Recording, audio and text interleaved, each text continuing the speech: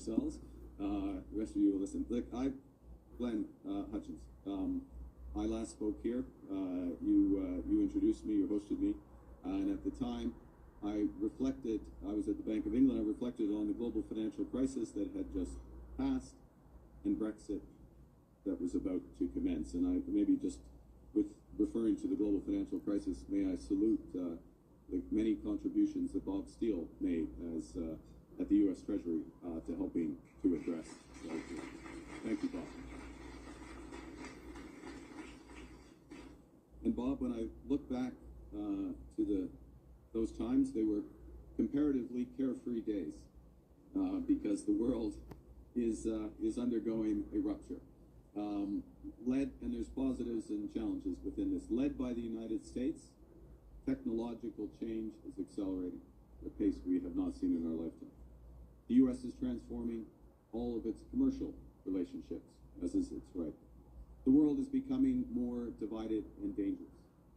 And Canada recognized these developments earlier than most, and our response reflects the core lesson that we've taken from these tectonic shifts.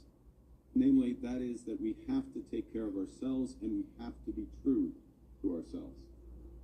Taking care of ourselves means building our strength at home and diversifying our partnerships abroad.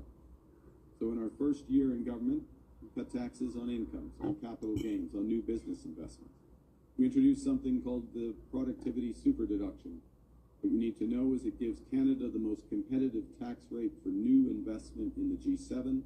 It's half the G7 average and 4 percentage points below that of the United States. We're in the process of catalyzing $1 trillion of investment in Canada over the course of the next 5 years in energy, transportation, data, and defense. We've launched our most significant regulatory reforms in generations to fast-track hundreds of billions of dollars of nation-building infrastructure projects, and we're realizing our full potential as an energy superpower. By the end of this decade, Canada will export nearly 50 million tons of LNG annually. By the end of the next decade, we will double that capacity. We're advancing a potential pipeline that would carry at least 1 million barrels of low-emission Alberta oil per day to Asian markets, while creating an entirely new industry of large-scale carbon capture and storage. We're building, right now, the world's first operational small modular reactor in the G7, while expanding our world-leading uranium production.